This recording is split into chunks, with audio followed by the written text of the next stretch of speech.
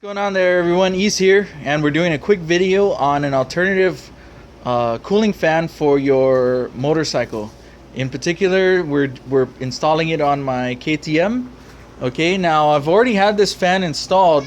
I kind of uninstalled it so that well,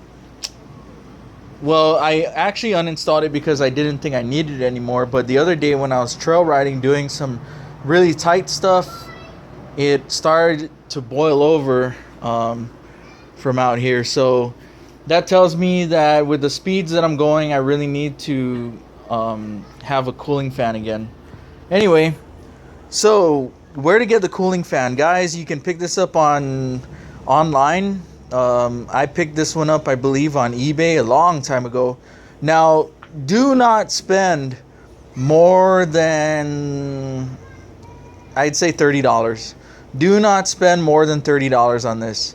I believe they're out there for about 20 bucks. Now, this is one option, guys. This is rated at 200 CFM.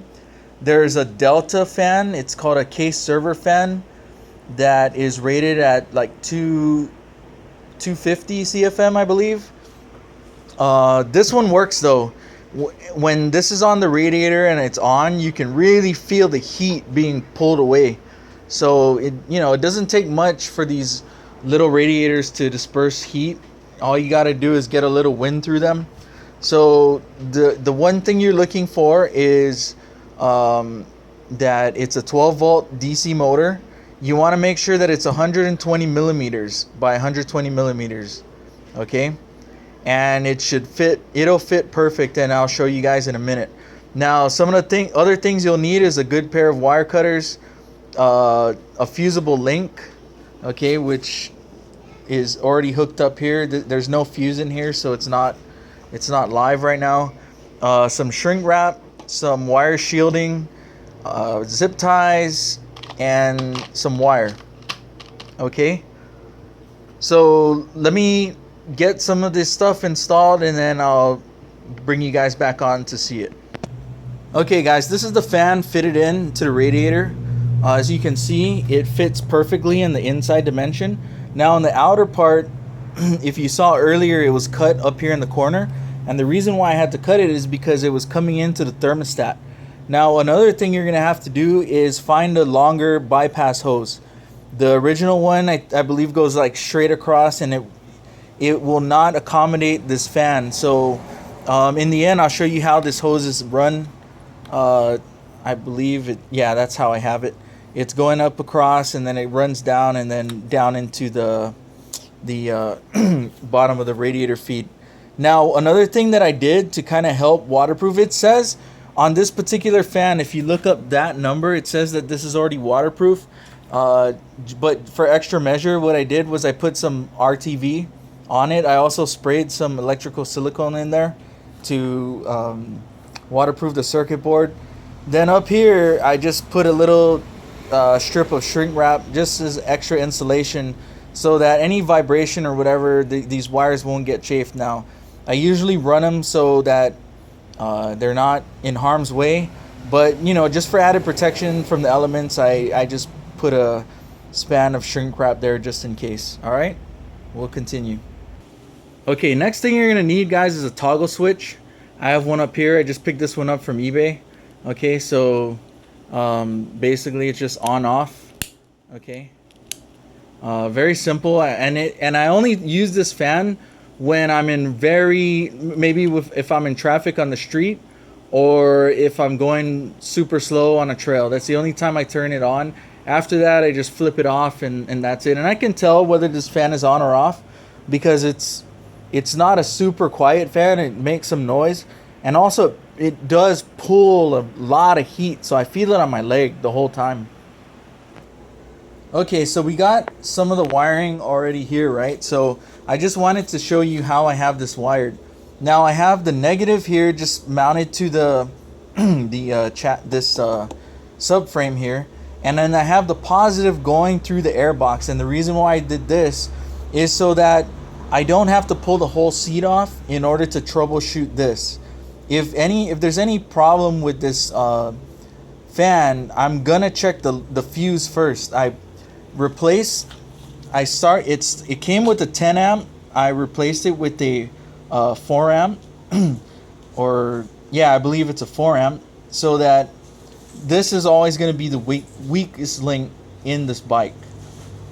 I've ran it before. It puts enough amperage to the fan to work, the way it's supposed to work. So I just wanted to downsize it so that I made sure that this is the first thing that burns, not anything else electrical on the bike. So while you're wiring this though, make sure that your fuse is not in here. Keep this circuit broken until you have everything wired up before you install the fuse. That will be the last thing you install. Okay guys, what I'm doing here is I'm not going to solder these together. I'm just going to splice them. Okay, so you want to get them crossed, then twist it.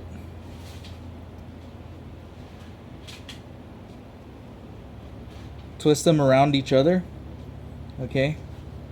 Make sure they're going around each other, not one wrapping around another, the other, because then they're not going to really hold each other together.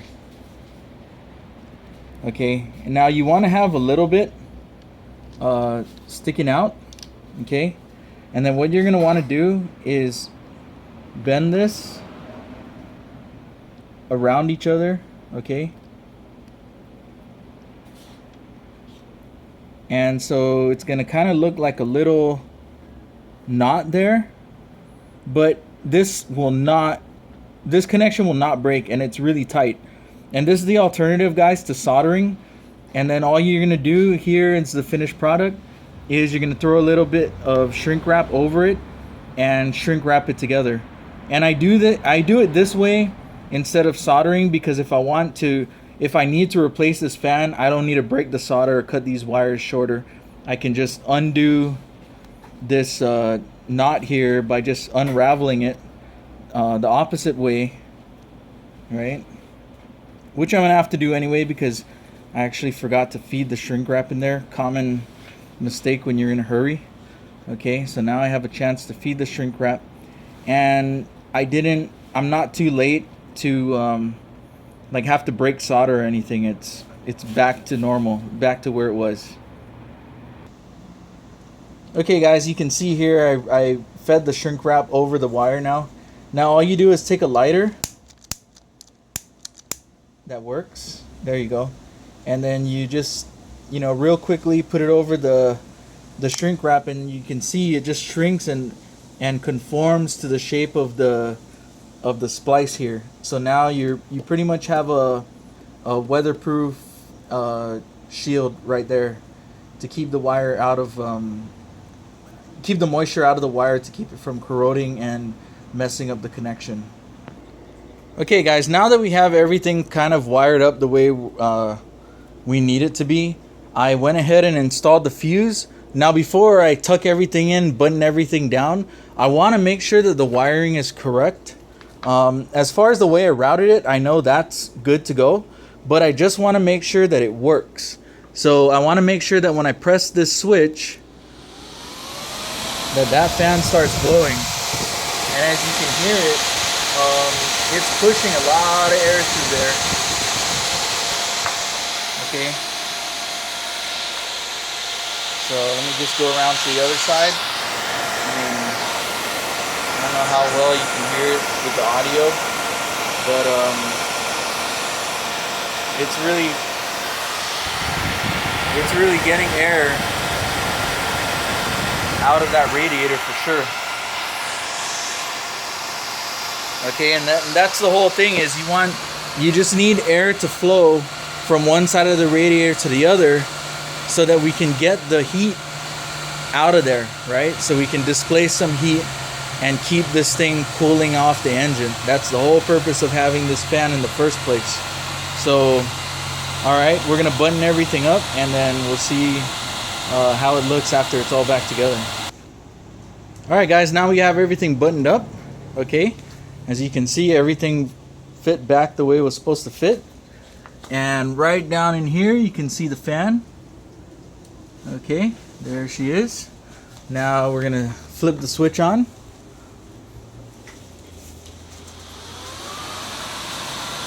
And there it is, pulling some air through that radiator. And you can feel the wind coming through from here for sure. One note, guys, when you're choosing a fan, okay, not only do you want to take a look at the CFMs, but you also want to take a look at the static pressure that it can push through. Okay, that means that it's able to push through resistance, right? Because I have it right up against the radiator, it has some resistance of pulling air. It's not just a free-flowing fan. So if you rewind the video and you look at the fan closely, you're gonna see that the blades of the fan are really close together. They're really packed tight. And the reason is it's to force air through. So it's not only the airflow rating that you want to look at, which is the CFM, but you also want to look at the ability for it to push through static pressure. And so with that, the main thing you're going to look for with that is the CFM and the blade shape. You want to make sure that the blades are really tightly packed together. Okay, don't get the one with the high CFM, but it has a huge opening in between the blades. That's for free flowing air. Okay, if there's resistance there, it's not really going to be pushing that same CFM that it claimed to be pushing. All right, well, that's it, guys. That's our project. We're all done. Now we're good to go to ride on the trails slow. We don't have to worry about the heat. We don't have to worry about boilovers. Anyway, thanks again for watching. Ease out.